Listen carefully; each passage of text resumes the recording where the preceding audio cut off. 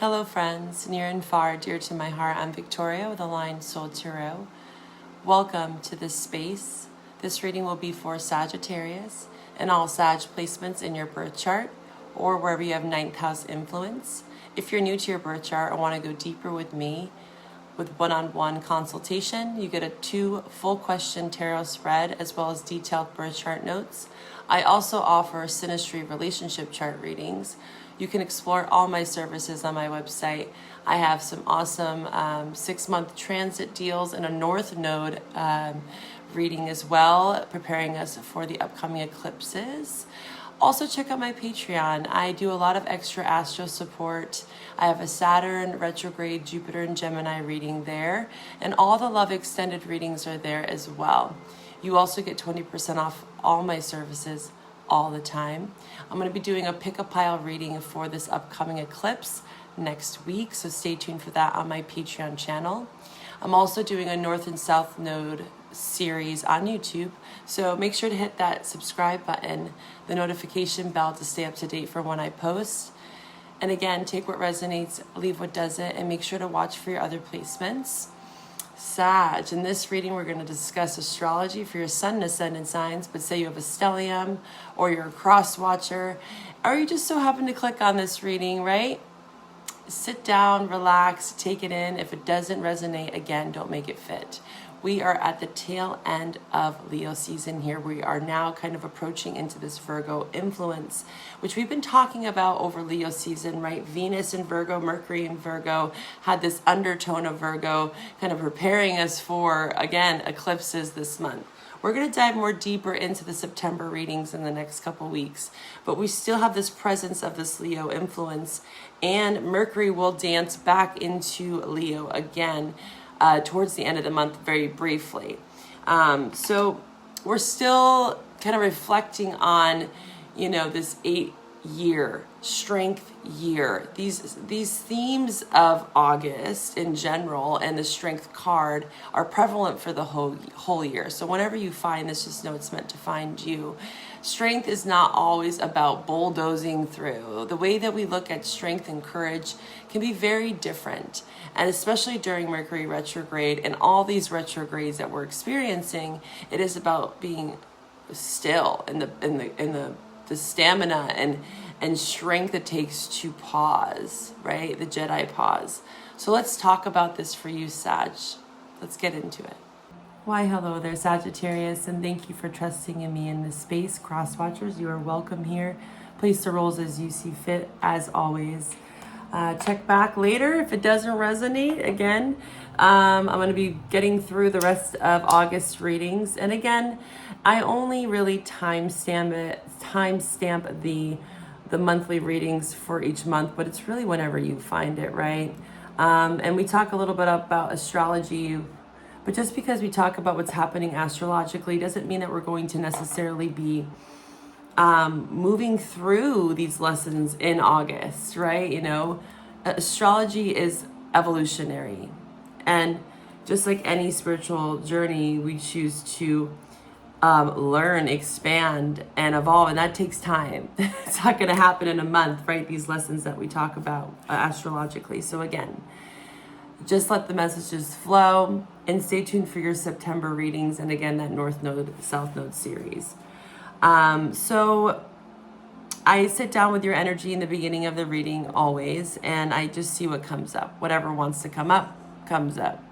I heard life review. And when I think of life review, I think of Saturn. We have Saturn retrograde, and again on Patreon, you can find that Saturn retrograde reading. I heard foreseen. So some insight, foreseeing something. Interesting. And then I got lethargic. So this kind of maybe tension in the body or in the heart space, even feeling restless or lethargic in some way. And that's kind of a theme for retrograde season. It's a time to rest. It's a time to, again, sit with the delays, the Jedi pause, right? So this is coming up for a lot of the signs. But I did get that specific word, is feeling lethargic.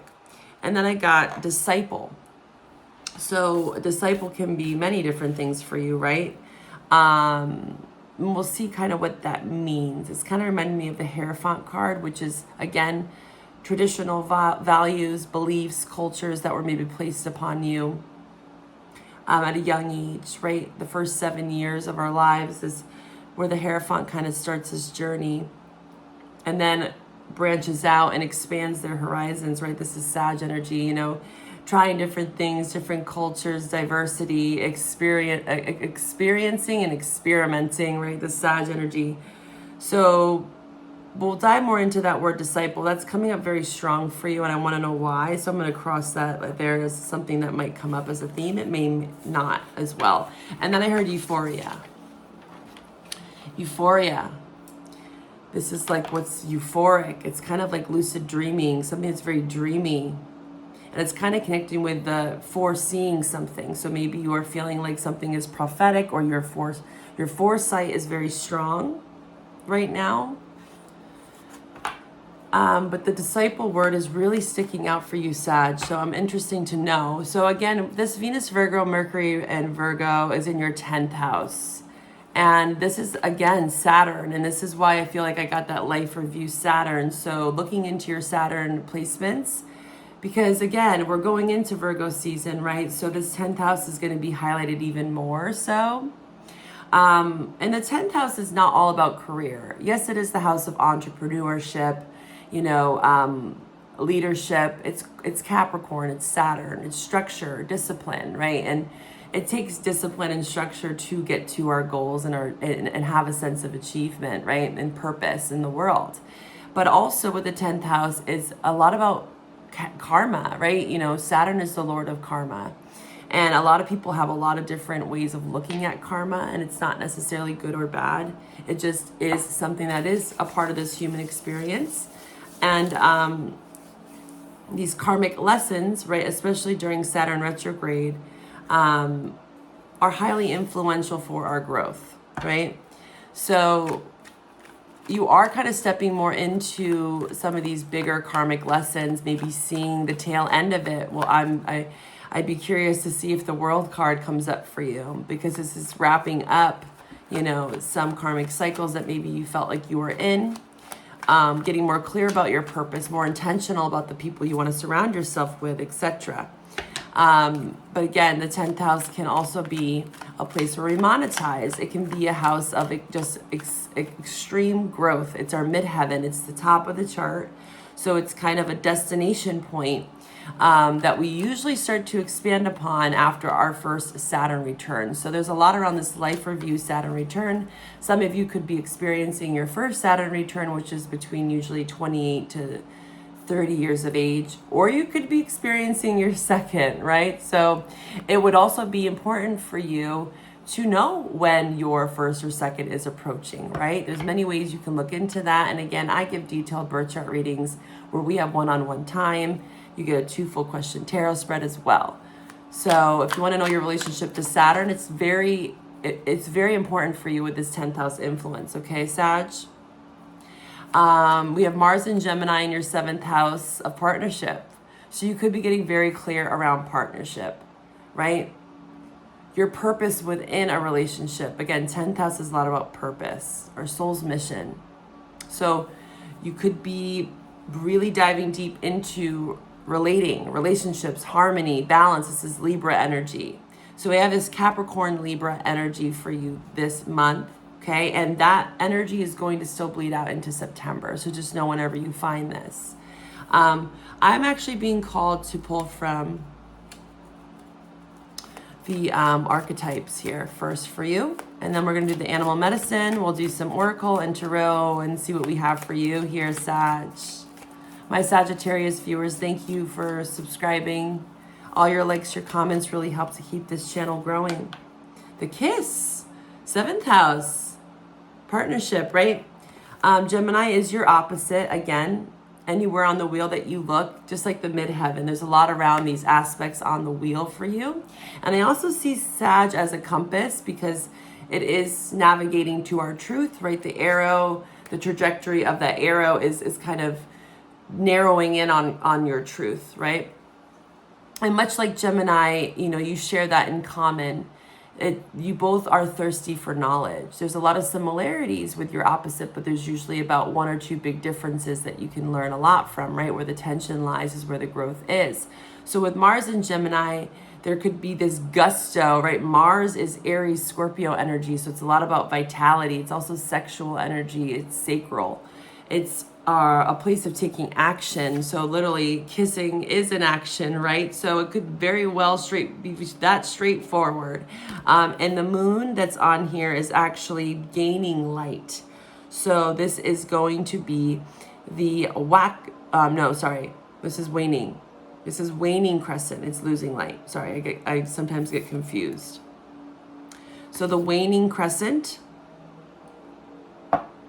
it's losing light. So this is coming up here soon. You can look up when the waning crescent is. That could be a time of romance blooming. The kiss, you know. It's also, when I see the kiss card, I think of like sealed with a kiss. It's some sort of promise. Or define something, right? A kiss, it's a physical action. Mars and Gemini, 7th house. This is very much connecting to this idea of partnership, of extending oneself, being sealed with a kiss, a promise of some sort. Interesting. Let's dive deeper here in the animal oracle. For you, Sagittarius.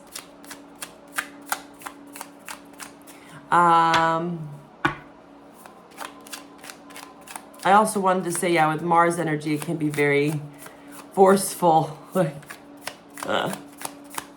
wanting romance, right? You could be really feeling this pull with Mars and Gemini in your 7th house of like feeling this sexual drive. Or again, you could be feeling the opposite of that. Like the lethargic did come out. So it can go either way when you have this opposing energy, right? There's, again, a lot of lessons to learn from your opposite, but there is a lot of this opposing factors sometimes. But that is truly where the growth is. There's a lot to learn from your opposite.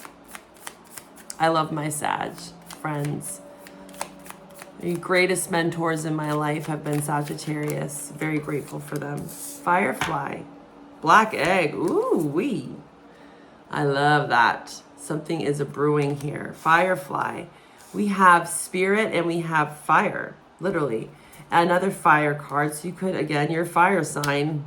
No surprise to see that. So the Firefly, you know, this is about illuminating life. Who else got this card? I'm trying to remember now who got this card. Taurus. Yeah. Taurus got this card, I remember, because it was a lot about this creative energy. They had this 5th house influence of creativity. You know, it's the house of entertainment. So the Firefly is about radiating light, you know, taking up space as well when I think of the Firefly, because it is such a small creature and it's very fleeting. So the thing about the Firefly is like, catch it. I remember getting the message of like Pokemon, gotta catch them all. You also have this bee, so you have this very busy energy. This is in reverse though, so this is where that lethargy comes in. Maybe you do have a lot on your plate, okay? Especially with the 10th house. Again, Saturn, it's a heavy hitter. We're all experiencing this right now in the collective with Saturn and Pisces. And again, there is a link below if you want to get to know what Saturn and Pisces means. I did a reading last year just about the martyr within. This is something that's being addressed for everyone, especially with this Chiron and Aries and North Node in Aries. And again, your nodal placements are being activated. And I have a lunar node reading if you want to look into that. If you don't know what that is, your North and South node. But anywho, I get ahead of myself, is I've lost my train of thought there. Like a fleeting romance, or something's fleeting here, or wanting to catch something, wanting to even catch a kiss, or start to create something here. But the bee here is, again, productivity. That's what I was getting at. Saturn. You know, there's a lot of duty and responsibility that comes with the 10th house, and it's not always going to feel easy, again, and that's where the lethargy can come in. And also disciples, like I'm seeing like having a practice, having a regimen, and also disciples kind of remind me of discipline, which is Also connected with the 10th house. It takes discipline to achieve things, right? You know, most people are not handed things on a silver platter, let's be honest here. And for those that are, they still have a lot to learn as well. It's just, it might be perceived as very different for some that maybe had it a little bit, you know, more challenging, didn't have things handed to them necessarily as easily. But there is something that's fleeting here with the firefly and the bee. They're very buzzy energies. So it's, again, you could be dealing with another fire sign, but I think this is you trying to balance out the fire within so that you can create something with this black egg. Let's look into the meaning of the black egg, because this is your authentic voice. This is the truth. This is what I was talking about with Sagittarius. You know, Sagittarius and Gemini represent truth for me. Again, Gemini is thirsty for knowledge about, you know, communication and expression, right? And they're very curious, right? They have a very full spectrum, lots of color in Gemini. You know, Gemini and Sag are both mutable signs. So there's this mutable energy, but the way it's expressed is a little bit different with air, the mind, fire, action. So again, I see you getting to your truth here with this black egg here. And it does also remind me of shadow when I see the black egg, right? Shadow work. This is reading, writing, teaching, public speaking. This is all about being aware of truth. What do I know to be true about myself? What is true about the world? When the energy of the black egg is not yet accessed, we speak from an unsure place. We say things others want to hear, gossip, or repeat stories to justify our superb behavior. We might even try to convince ourselves that we have no inner truth at all. The energy of the black egg hovers and waits for us to reconnect. It is available at every moment. It is in every situation. It is the epicenter of truth, the birthplace of our voice. So this is also about speaking up about something. Interesting. Ooh, I love when the spirit cards come out, because those are kind of like the major arcana of the animal oracle deck. It also, the black egg is reminding me of the hangman for some reason, because it's different than the golden egg, where the golden egg is, it's a sense of renewal for me, right? It's more about things coming to the light, where the black egg is more about the subconscious realms, which we've been diving into with this 8th house influence. Again, it's an 8-month, it's the strength year, and the strength card represents befriending the inner beast, right? Befriending our shadow, our fears, and understanding our limitations, especially with Saturn influence for you. Ace of Cups just flew out here. 10 of Cups. Wow. Okay, let's see. Let's focus for you. Sag, let's pull from the tarot. Let's deepen this message for you. Sagittarius, my Sag viewers. What do they need to know? What do they need to see for their highest and greatest good? Sag, tell me more about this energy here for Sagittarius. What's going on for my Sagittarius? Whenever you find this, thank you again for your support. Drop a comment about your placements if you're cross-watching. Drop your placements. I like to see the connections with the cards. And again, you can find my services below. The August love reading will also be below, so check out those links. Sag, what do we have for Sag? Please show me the truth. There you are, Sag, Sagittarius moon. You could have a Sag moon. This is 9 of Wands in reverse. So this is that lethargic energy, because this is the good fight, but also this is the Chiron. So looking into your Chiron placements, this is the wounded warrior here. So there is a bit of frustration, defensiveness, anxiousness. That's that lethargic energy, because the 9 of Wands is a place of, it's moon energy. It's Sag and moon.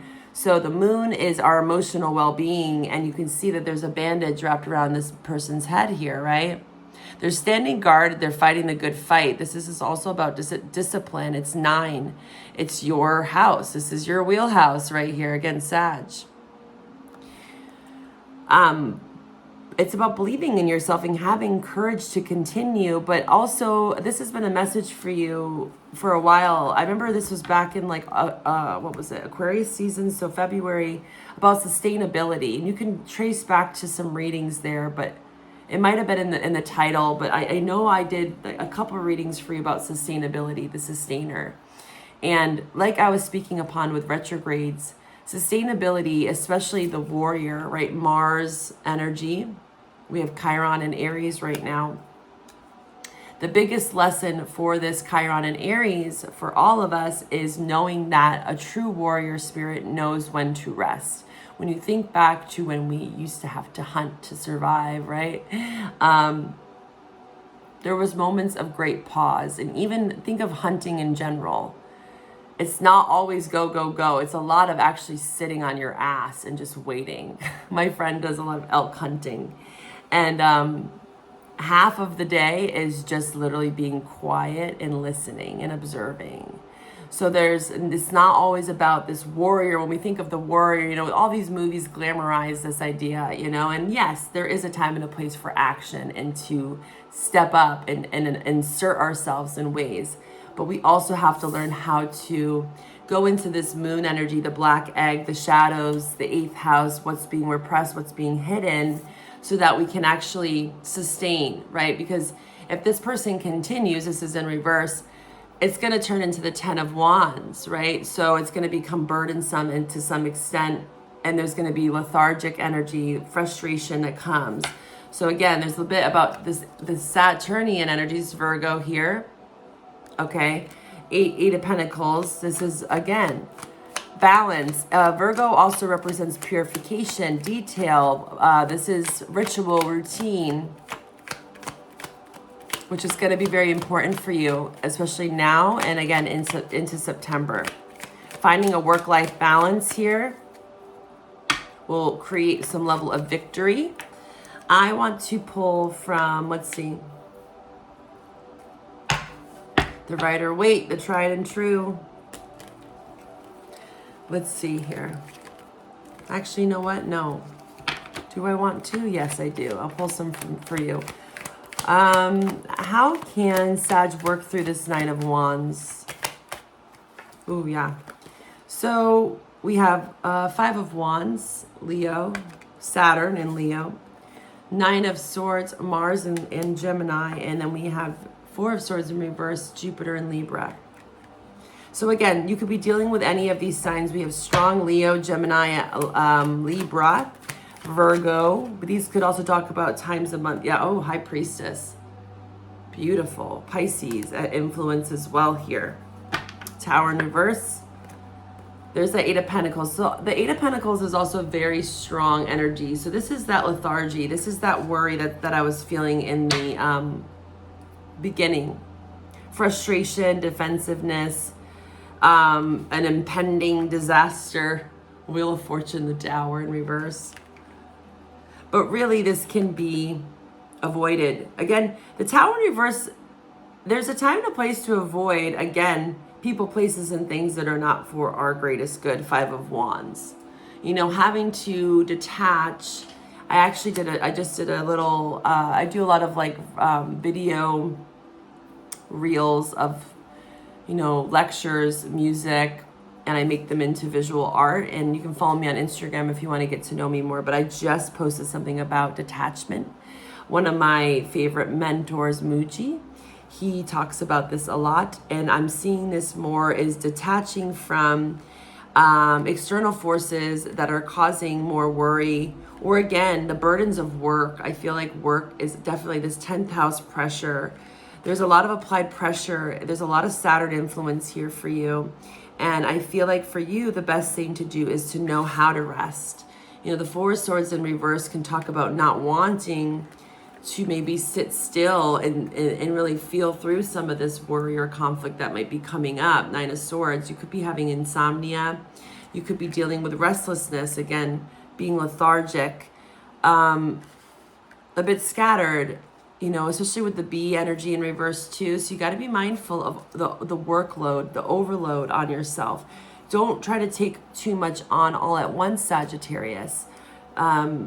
because there is this beautiful black egg that needs to be nurtured. When you think of any egg, you know, or plants in general, anything that we have to nurture and provide for, it needs warmth, it needs a nest, it needs a quiet place where it can grow, right? We can't be people walking and stepping all over the place and making messes. You know, there's this very subtle energy, and this black egg is fleeting. I'm not saying that this can't come around again for you, you know, especially when we're talking about romance, but things need to be addressed.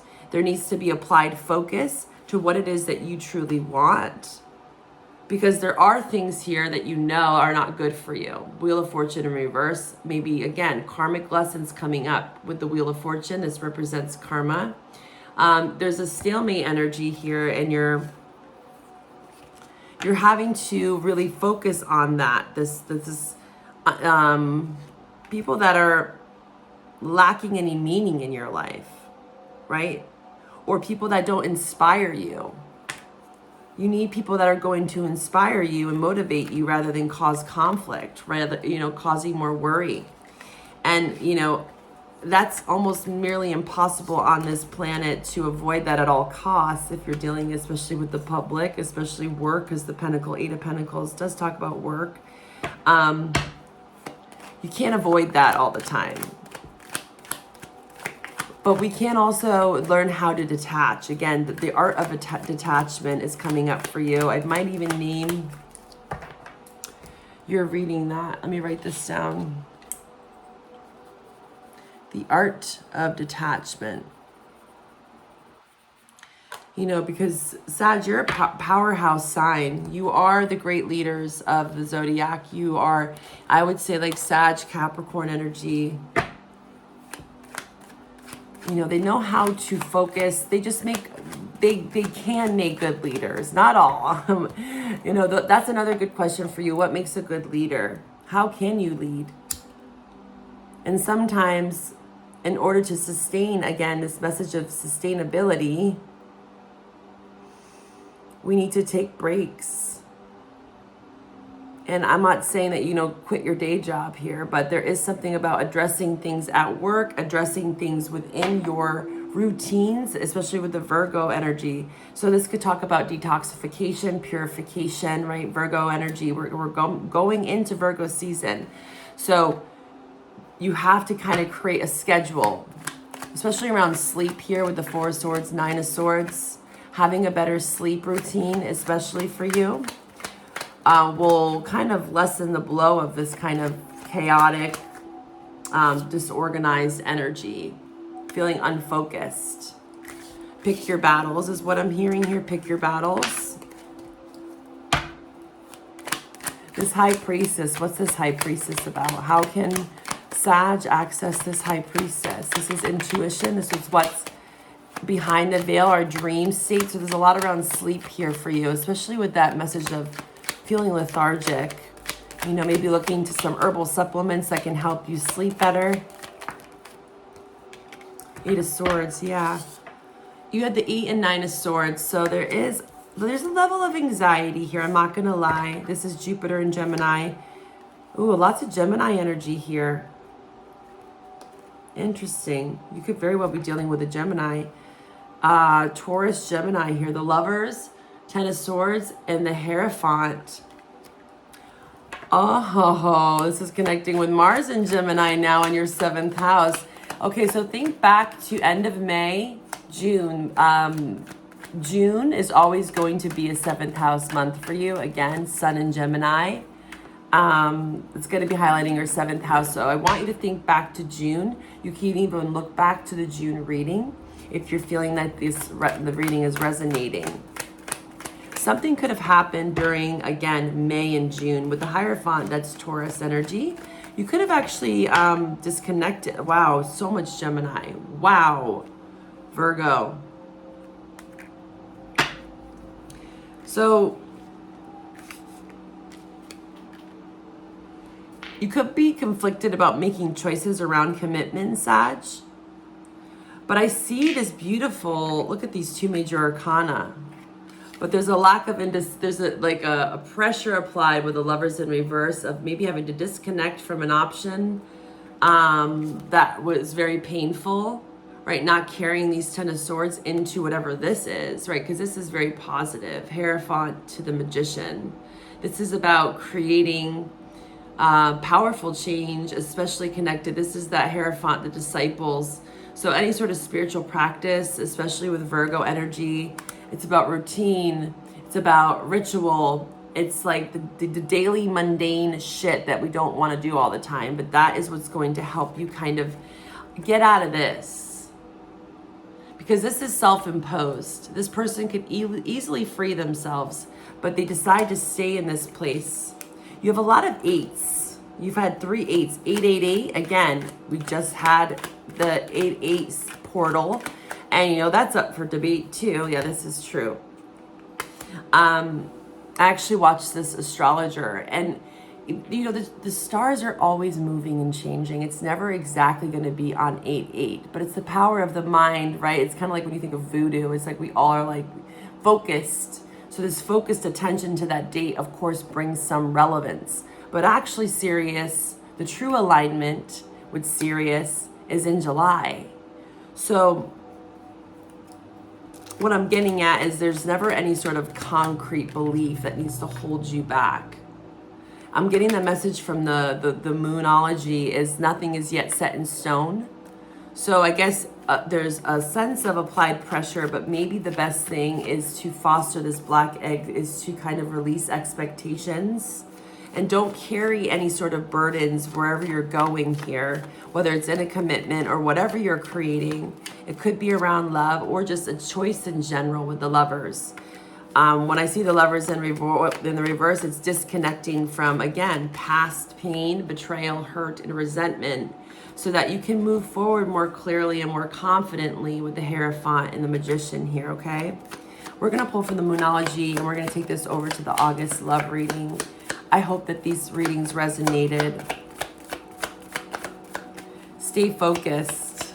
That's another message for you.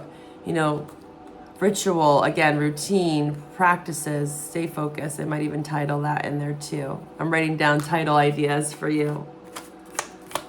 Especially spiritual practice for you with the High Priestess.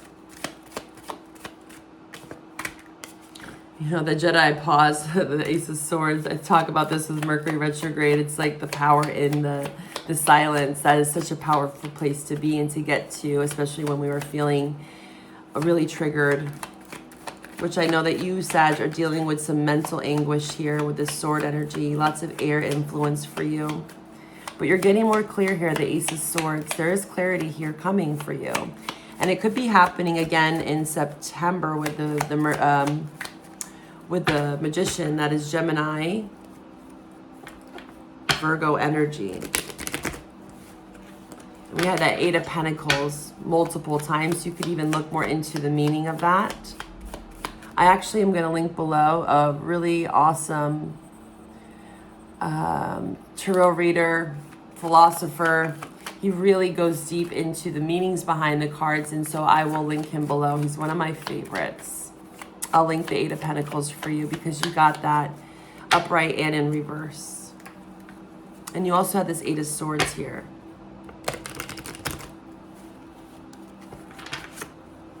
You could also look into the meaning. Maybe you were born on the 8th, or again, this is just signifying August. Getting out of this anxiety, this worry, this fear, so you can create something beautiful here. Something very solid with the Magician and the Hierophant. All right, Sag, what do we have for Sagittarius? Some advice. Sag, advice for Sagittarius. Please show me the truth for Sagittarius. What do we have for Sag? Yeah, emotions are running high. Well, we see that here. Be careful with Mars in your 7th house. Don't apply too much pressure here. That black egg needs to be nurtured. Again, strength here. The strength is not all about blunt force. I keep getting this message for you. You really should look into your Chiron placement. You know, there's a time for the warrior, the hunter, to rest. And it's not supposed to be perceived as a weakness. And emotions are also not meant to be perceived as weakness. This is that Sagittarius moon. The super moon, we just had this. So this, you could have been feeling this on the 19th, the super moon energy, the blue moon. Your emotions, you know, feeling a bit of anxiety here. You're closing up old chapters with the Ten of Swords. You know, a lot of people think of this card as very doom and gloom, you know, but there's the sky in the background is opening. The clouds are clearing. It's the 10. You're at the end. You're at the end, Sag. You just have to believe it. Magician. What else here for Sag? What else for Sagittarius? You know, the power of the mind is a very beautiful thing, but it also can keep us imprisoned. Sag, any other messages? Sag? No? Okay. So we're going to pull from the Astro Tarot deck and see what signs you could potentially dealing with in love. Okay, these could be signs in your chart or theirs, right? And it doesn't have to necessarily be that concrete. It could just be energy that's surrounding you in love. We're going to take this over to the love reading. I highly encourage you to watch both. There always seems to be some sort of crossover for my collective readings like this. You can find that link below. Okay, Sag in love, who are they dealing with potentially? Potential signs that Sagittarius could be dealing with or energy surrounding them in regards to partnership. In love. We did see that kiss card in the lovers. Neptune, Pisces influence. What else here? Oh, and Neptune is retrograde as well. So this is that fantasy, illusion, right? We have to be very discerning. This is the void. What other signs could Sag be dealing with in love, in partnership, or what energies are surrounding them? Sagittarius in love, please show me the truth. Sag, whoa, Pisces again. Wow, strong Pisces here. And then we have air. So Gemini, Libra, Aquarius, and Virgo. There's that magician energy, Gemini, Virgo. So again, this could be happening in Virgo season, which is coming up, like I've been saying.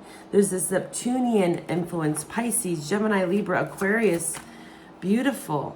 And there's that 8th house, Scorpio. Yeah, Aries, Scorpio energy. Yeah, that Mars influence is very strong for you. So the 7th house partnership. So it looks like you know, this reading could be leading towards, again, this relation to the Mars and Gemini in your 7th house. I hope to find you over there. If this is where we part, bye for now, Sag.